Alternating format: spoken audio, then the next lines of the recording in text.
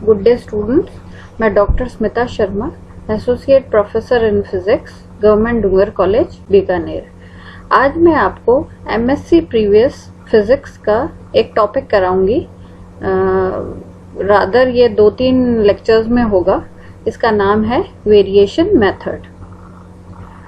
अब एक्चुअल में variation method को पढ़ने से पहले हम ये समझते हैं कि हम ये जो टॉपिक है ये क्यों पढ़ रहे हैं। एक्चुअल में हमने ये देखा है क्वांटम मैकेनिक्स में कई प्रॉब्लम्स को सॉल्व करने के लिए आपके पास एक श्रोडिंगर इक्वेशन है, जिसके अंदर हम अलग अलग पोटेंशियल्स को डिस्क्राइब करके हम इन प्रॉब्लम्स को सॉल्व करते हैं। लेकिन आपने जैसे हाइड्रोजन एटम प्रॉब्लम में भी देखा होगा कि बहुत ज्यादा कॉम्प्लिकेटेड इक्वेशन फॉर्म होता है और उनको सॉल्व करना काफी टीडियस हो जाता है। वो जो डिफरेंशियल इक्वेशंस आती है वो बहुत ज्यादा मुश्किल होती हैं। तो जैसे जैसे आपकी प्रॉब्लम्स कॉम्प्लेक्स होती चली जाती हैं, वैसे वैसे हमारे को इनको सॉल्व करना और भी मुश्किल होता चला जाता है। तो ऐसे जो प्रॉब्लम्स है, कॉम्प्लेक्स प्रॉब्लम्स, उनको सॉल्व करने के लिए हम एक तरीका अपनाते हैं। वो तरीका क्या है? वो तरीका ये है कि जैसे मान लो आपको कोई एक बहुत बड़ा सा नंबर दिया हुआ है, 27.4893 ऐसे कुछ नंबर दिया हुआ है, और आप उसको आपको मल्टीप्लाई करना है 3.89 समथिंग उससे। तो अगर आपको कैलकुलेटर या कोई आपको पेन पेपर नहीं दिया हुआ है और इस तरीके का आपको सॉल्यूशन निकालना है, तो हमारे लिए थोड़ा मुश्किल हो जाता है। लेकिन उसका एक तरीका है, हम 27.98 को हम अप्रोक्सीमेटली 28 लिख लें और 3.89 को हम अप्रोक्सीमेटली 4 लिख लें, तो हम एक अप्रोक्सीमेट आंसर बड़ी आसानी से कैलकुलेट कर सकते हैं। तो यही तरीका हम क्वांटम मैकेनिक्स में, जब प्रॉब्लम्स हमारी ऐसी होती हैं जो डायरेक्ट वेव इक्वेशन से सॉल्व नहीं हो पाती, हम ये मेथड्स अपनाते हैं। और ये सभी मेथड्स हमारे कहलाते हैं अप्रोक्सीमेशन मेथड। एक्चुअल में हम क्या करते हैं, इसके अंदर जो वेव इक्वेशन आपकी आती है, जो डिफरेंशियल इक्वेशन आती है, उसमें हम कहीं ना कहीं एक अप्रोक्सीमेशन लगाते हैं, जिससे वो इक्वेशन जो है वो आपकी सिंप्लीफाइड हो जाती है और सिंप्लीफिकेशन के बाद आप उसको सॉल्व कर देते हैं। तो ये जो हम चैप्टर पढ़ रहे हैं, जिसमें से मैं वेरिएशन मेथड पढ़ा रही हूँ, इसका नाम ही हमारा है अप्रोक्सीमेशन मेथड्स। अब ये कई सारे मेथड्स हैं, अलग अलग तरीके के, अलग अलग जगह पर काम में आते हैं। उनमें से एक मेथड है वेरिएशन मेथड। तो इसका इंट्रोडक्शन में हम यही कहेंगे कि many problems in quantum mechanics can not be solve by direct wave equation solution और by use of perturbation theory. अब ये क्यों नहीं सॉल्व कर पाते, इसका रीजन क्या है? This is due to interaction potential is complicated. जैसा मैंने कहा कि वो जो इंटरैक्शन पोटेंशियल है उसका कॉम्प्लिकेटेड फॉर्म हो जाता है, और इसी कारण से डिफरेंशियल इक्वेशन भी बहुत कॉम्प्लिकेटेड हो जाती है और उसका एग्जैक्ट सॉल्यूशन पॉसिबल नहीं हो पाता। दूसरा रीजन है, sometimes application of perturbation theory is unsatisfactory because of inaccurate first order approximation. तो एक्चुअल में क्या है, जब हम वेव डिफरेंशियल इक्वेशंस को सॉल्व नहीं कर पाते, तब हम एक परटर्बेशन थ्योरी यूज में लेते हैं, लेकिन कई जगह पर उसका एप्लीकेशन भी अनसेटिस्फैक्टरी हो जाता है। तो जब ये दोनों ही काम नहीं कर पाते, तब हम अप्रोक्सीमेशन मेथड यूज करते हैं। The approximation method which is conveniently used for such system is variation method. तो सबसे आसान जो तरीका है, हालांकि ये भी सब जगह कारगर नहीं होता, लेकिन हम सबसे पहले कुछ सिस्टम्स में आसानी से लग जाता है और काफी इजी मेथड है, वो है आपका वेरिएशन मेथड। और ये किस में कारगर है? It is quite useful for obtaining upper bounds on the bound state energy level of a system. ये इसीलिए यूजफुल है, क्यों? क्योंकि ये क्या निकाल सकता है, अगर आपको अपर बाउंड्स निकालने हैं on the bound state energy levels of a system. ये भी हम देखेंगे इसका क्या एक्चुअल में, अभी मैं यहाँ बताऊंगी तो आपको पता नहीं लगेगा, लेकिन इसका मतलब क्या है ये आपको आगे जब आप एग्जाम्पल लोगे तो आपको अच्छे से समझ आ जाएगा। अब सबसे पहले हम वेरिएशन मेथड को समझने के लिए उसके प्रिंसिपल को समझेंगे। तो वेरिएशन मेथड या वेरिएशनल मेथड जिसको हम कहते हैं वो बेसिकली दो थ्योरम्स पे बेस्ड है। तो सबसे पहले हम उस दो थ्योरम्स को पढ़ेंगे। थोड़ी सी आपको इनिशियली दिक्कत हो सकती है, लेकिन जब हम उसका एग्जाम्पल वगैरह पढ़ेंगे तो आपको सारी चीजें क्लियर हो जाएंगी। इसलिए कुछ चीजें अगर आपको अभी अनक्लियर रहे तो कोई बात नहीं, आप जैसे जैसे इस चैप्टर को आगे पढ़ेंगे आपको क्लियर होती ऑटोमेटिकली क्लियर हो जाएगी, इसलिए परेशान होने की जरूरत नहीं है। पहली थ्योरम हम कहेंगे, अब ये देखो थोड़ी क्वांटम मैकेनिकल लैंग्वेज में लिखी हुई है, इसका मीनिंग बहुत सिंपल है, लेकिन ये आप थ्योरम जो है उसकी लैंग्वेज हम कभी चेंज नहीं करते। पहली थ्योरम क्या है? The expectation value of the Hamiltonian is stationary in the neighbourhood of its eigen state. Eigen state के नेबरहुड में हैमिल्टोनियन जो है उसकी एक्सपेक्टेशन वैल्यू स्टेशनरी होती है। ये थ्योरम है हमारे को, और हम इस थ्योरम को पहले प्रूव भी करेंगे। तो प्रूव करने के लिए हम क्या करेंगे, एक फंक्शन लेंगे और वेव फंक्शन लेंगे जो कि एक पर्टिकुलर स्टेट में है, उसका हम हैमिल्टोनियन की एक्सपेक्टेशन वैल्यू निकालेंगे। तो इस चीज को हम प्रूव करने के लिए क्या अज्यूम करते हैं? Let us assume that cat is the state in which cat psi is the state in which expectation value of the Hamiltonian is evaluated। तो यहाँ पर हमने एक cat psi स्टेट ले ली जहाँ पे आपको हैमिल्टोनियन की एक्सपेक्टेशन वैल्यू निकालनी है।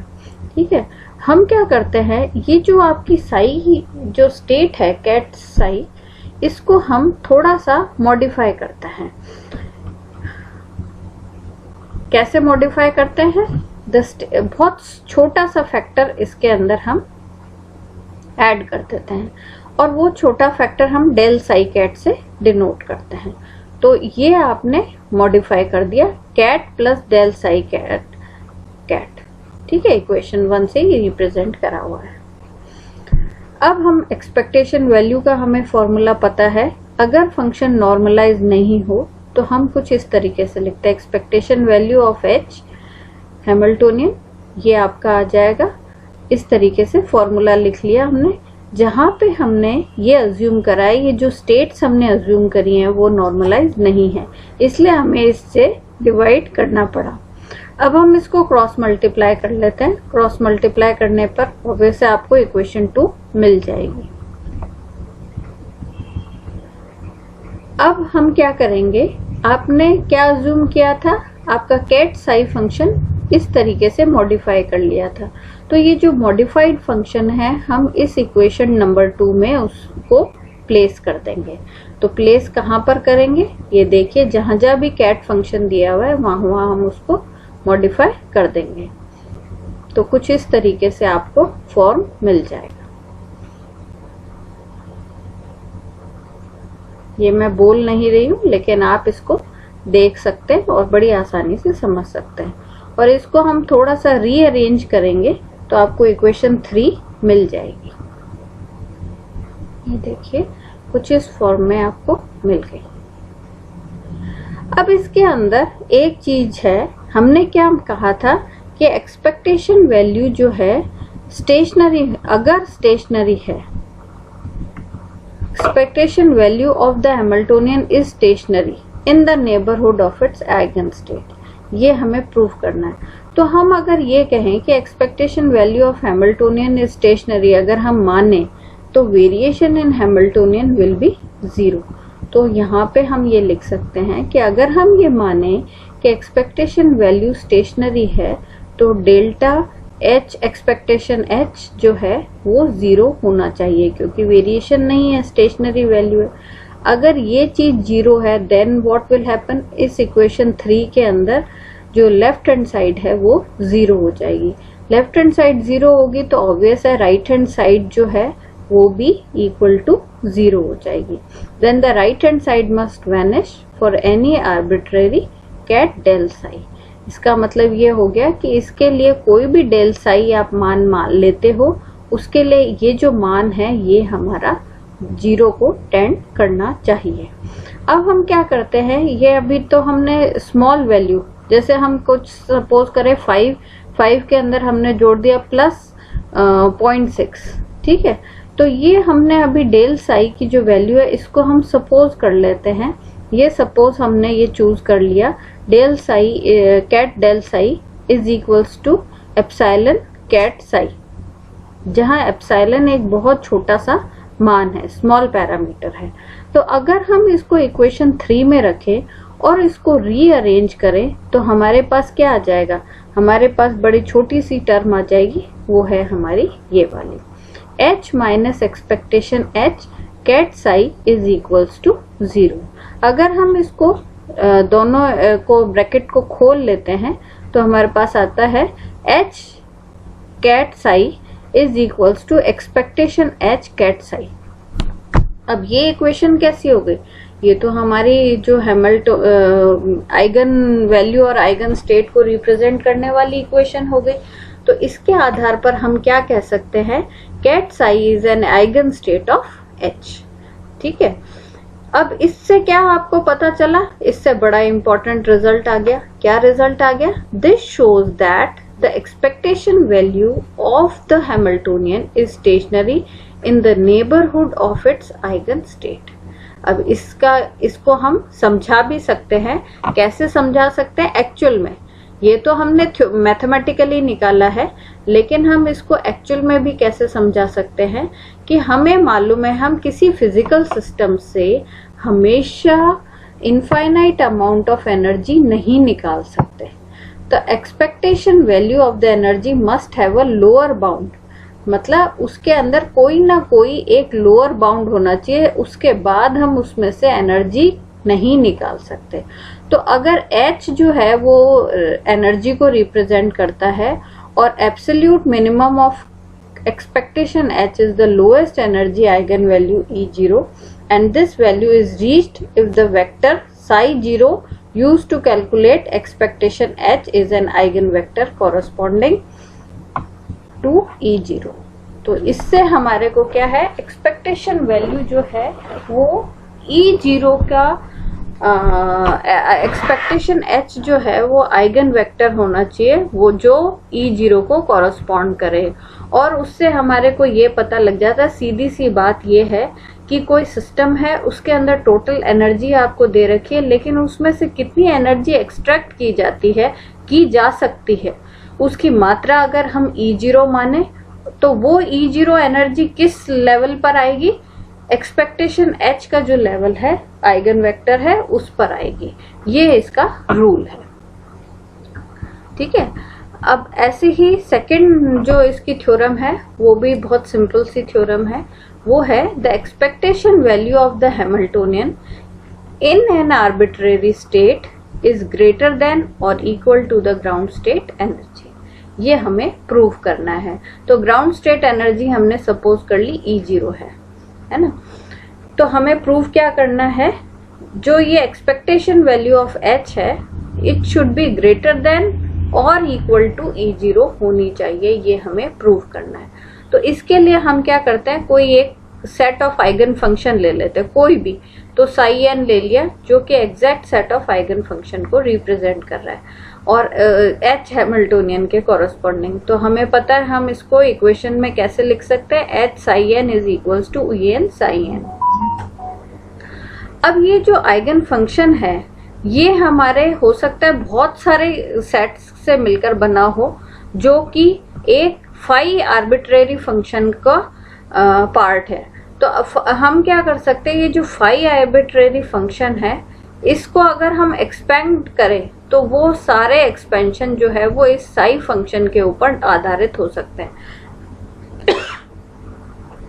तो हम लिख सकते हैं फाई बराबर summation n an Sai n। अब हमारे को मालूम है एक्सपेक्टेशन वैल्यू ऑफ h जो है वो हमारी इस फॉर्म में लिखी जा सकती है, जहाँ पे हमने यहाँ पर हमने क्या अज्यूम कर लिया, यहाँ हमने अज्यूम कर लिया कि जो फंक्शन है ये आपका ऑलरेडी नॉर्मलाइज्ड है, इसलिए मैंने इसको डिवाइड नहीं किया। और वो जो एक्सपेक्टेशन वैल्यू है वो En के कॉरस्पॉन्डिंग है। ठीक है, तो हम कोई एनर्जी लेते हैं, सपोज करो E5 को एनर्जी ले ली, ठीक है, और E5 एनर्जी को हम एक्सपेक्टेशन फॉर्म में ऐसे लिख सकते हैं अगर, क्योंकि इसमें हमें पता नहीं है फाई फंक्शन जो है वो नॉर्मलाइज्ड है या नहीं। अगर ये फाई नॉर्मलाइज्ड होता तो E5 जो है वो बिल्कुल H एक्सपेक्टेशन को रिप्रेजेंट करती है ना, लेकिन हमारे को यहाँ पे पता नहीं है। अब हमें ये चीज यहाँ पे प्रूव करनी है कि ये जो E5 का जो मान है ये हमेशा या तो बड़ा आएगा या हमारा E0 के बराबर आएगा, ये हमें प्रूव करना है। तो हम क्या करते हैं, जो फाई का मान हमने ऊपर अज्यूम किया इक्वेशन 2 में, वो हम यहाँ पे पुट कर देंगे। ये देखो, यहाँ मैंने फाई कॉन्जुगेट की वैल्यू पुट कर दी और फाई की वैल्यू पुट कर दी, और इस तरीके से मैंने उसको लिख लिया। अब इसको फर्दर हम सिंप्लीफाई करेंगे, तो हमारे को सिंप्लीफिकेशन के रूल में इक्वेशन 6 के बारे में हमारे को पता है, ये डायरेक्ट डेल्टा फंक्शन का फॉर्म है, तो ये हम यूज में लेंगे, और इसको यूज में लेने के बाद हमारे पास कुछ ये फॉर्म आ जाएगा। अगर आप इसको ऊपर से कंपेयर करें तो इसके अंदर हम En की वैल्यू जो हमने निकाल रखी है उसको इक्वेशन 3 से यहाँ पर प्लेस कर देंगे, तो हमारे पास ये तो En वैल्यू आ जाएगी और An कॉन्जुगेट An ऊपर नीचे बच जाएगा। अब हमारे पास ये तो E5 सिंप्लीफाइड फॉर्म में आ गया।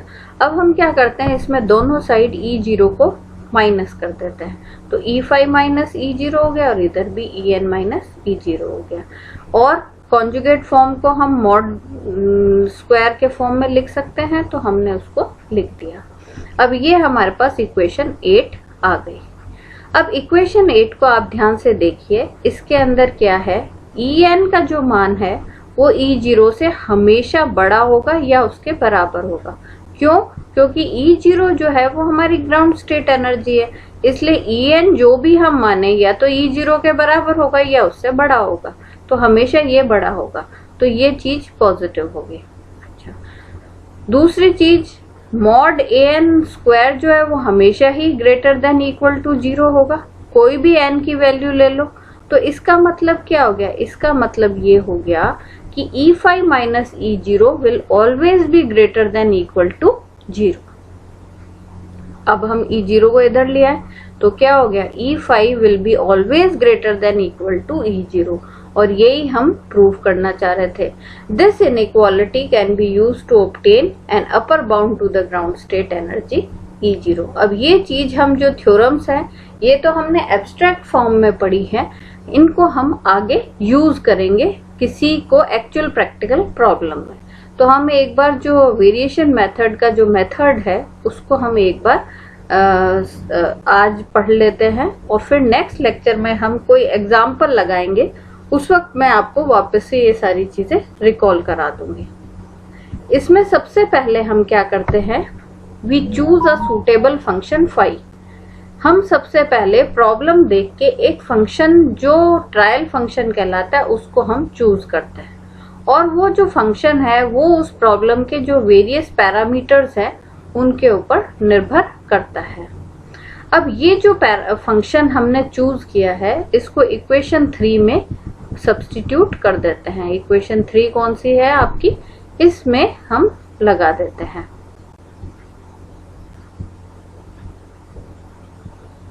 The parameters are so chosen so as to make E5 minimum। अब हम क्या करते हैं, जो भी पैरामीटर्स हैं उनको हम उनकी जो इक्वेशंस हैं, हमारी P पैरामीटर्स अगर हैं तो P इक्वेशंस बनेंगी, और उनको हम मिनिमाइज करते हैं सारों को।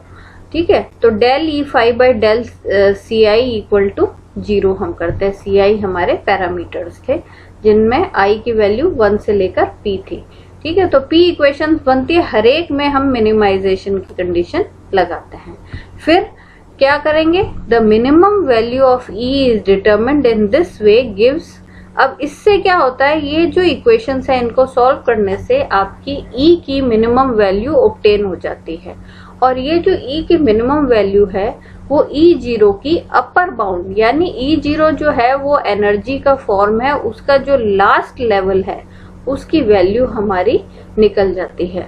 अगर वो ट्रायल फंक्शन से जो हमने वैल्यू निकाली है, अगर वो जो ग्राउंड स्टेट एनर्जी है उसके बराबर या उससे कम आती है, उसके बराबर आती है, तब तो आपने जो ट्रायल फंक्शन सपोज किया है वो सही है। और अगर उसकी वैल्यू E0 से हायर आती है तो आपके ट्रायल फंक्शन में गड़बड़ है, आप उसको थोड़ा सा मॉडिफाई करेंगे। तो इस तरीके से हम एक मेथड अपनाते हैं। अब ये मेथड देखने में, सुनने में थोड़ा सा अजीब सा लग रहा है, लेकिन आप इसको अप्लाई करेंगे तो आपको बहुत ही आसान लगेगा। तो नेक्स्ट लेक्चर में हम इसके अंदर इस मेथड को कैसे अप्लाई करते हैं हाइड्रोजन प्रॉब्लम के लिए। हम इसमें दो प्रॉब्लम्स लेंगे, एक हाइड्रोजन की और एक हीलियम की। दोनों ही मेथड्स के अंदर हम इसको अप्लाई करके देखेंगे नेक्स्ट लेक्चर में। Thank you.